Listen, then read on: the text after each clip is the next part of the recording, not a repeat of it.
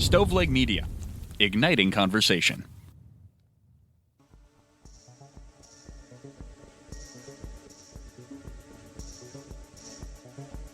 Welcome to True Crime to Go. What can I get for you? You're going to think this is crazy, but did you see that over in the woods? Something, man, Bigfoot was over there. I swear I saw Bigfoot. Pull up to the second window and we'll see you next crime.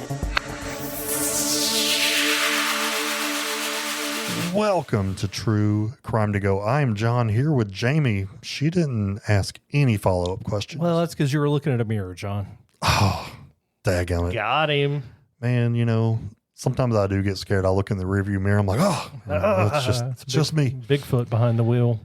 Man, this is not necessarily crime related, but it is something I want to talk to you about. It could be if there's some fraud involved, which a lot of people think there may be. You just came back from the state of Ohio, and I'm not going to say it's while you were there, but a lot of Bigfoot sightings. Well, you're not wrong. Apparently, there has been a pretty big uptick in Bigfoot sightings, specifically in Ohio. So let's talk about that tonight. And then we can also kind of, I don't know, we can discuss, was this fraudulent or is there something to it? And to be clear, this comes like CNN has covered this, local syndicates, the Bigfoot Society has been all over this. I've listened to a few podcasts about their conversation about it. It started in early March of this year, and there was a cluster of sightings referred to by researchers as the Ohio Flap of 2026, which I was going to use that slogan for something else, but here we are. It was primarily in Portage County, which is east of Akron, and witnesses described seeing unidentified figures averaging about 8 feet tall moving through the wooded areas along the Mahoning River. Between March 6th and March 10th, there were at least 6 reported encounters occurring within a short 5-day span. So that's a pretty big uptick. I mean, I don't have definite numbers in front of me, but just 6 to have occurred in less than a week, that's a lot. And that small of an area, absolutely. And especially in that area. I mean, a lot of times you talk about the Pacific Northwest, deep Appalachia, the Colorado Rockies, not necessarily the Midwest or east of Akron.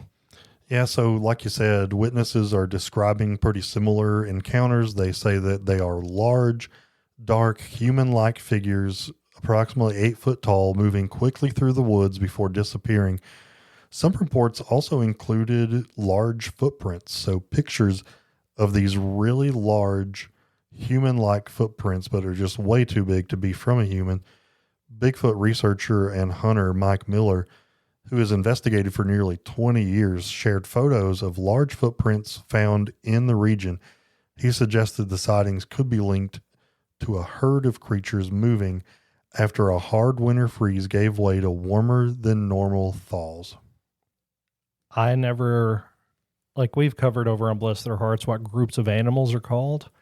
Never thought of what a group of big feet might be, but yeah, he thinks it's a herd. That's kind of scary. The host of the Bigfoot Society podcast collected and mapped the reports. He noted that the surge of sightings stopped just as quickly as it started. It wasn't like it lingered on.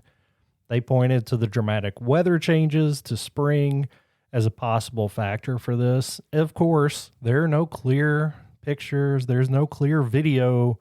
It's all blurry.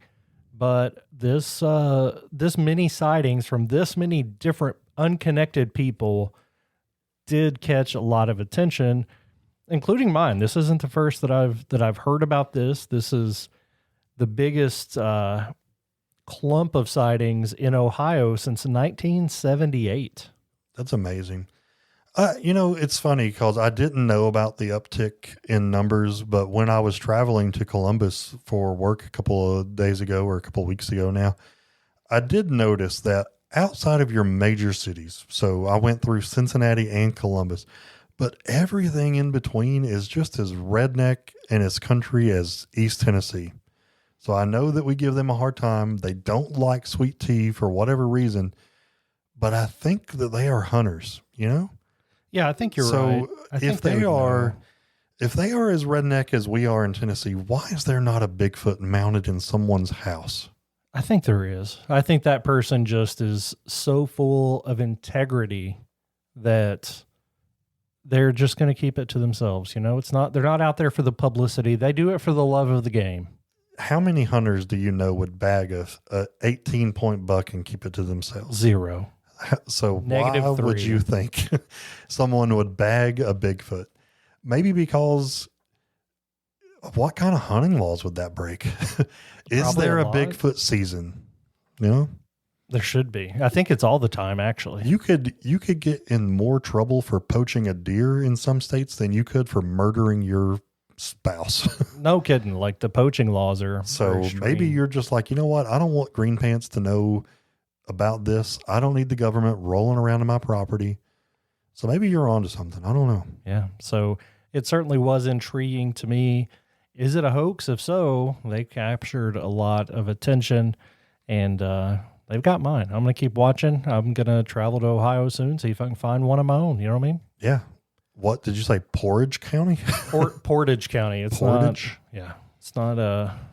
Portage Goldilocks. County. Man, I'm going to have to do some nerd investigations and look at the terrain there. Like, what kind of terrain do Bigfoots like? I mean, I think. Or do you call them big feet? I think it would be Bigfoot's. Don't quote me on that, but I think pretty much all of Ohio is flat.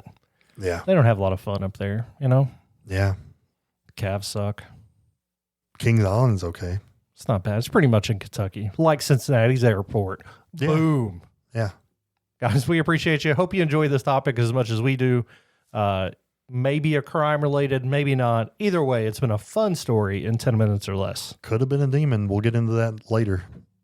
Would you like crime with that?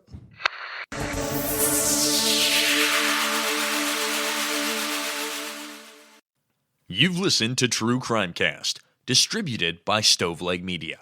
Check out stoveleg.com to find out more about your hosts and to find other podcasts to listen to. Stoveleg Media, igniting conversation.